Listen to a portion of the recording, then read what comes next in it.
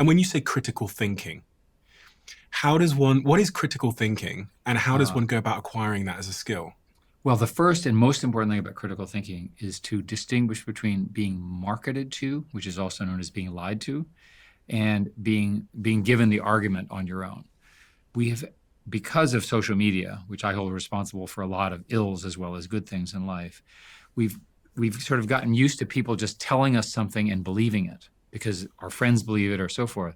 And I strongly encourage people to check assertions. So you get people to say all this stuff, and I learned at Google all those years. Somebody says something, I check it on Google. And you then have a question. Do you criticize them and correct them, or do you let it go?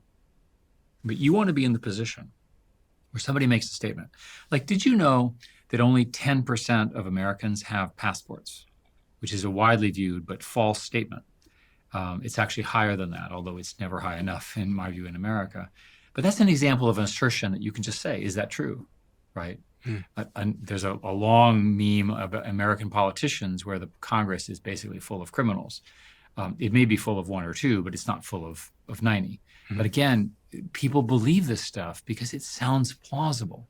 So if somebody says something plausible, just check it.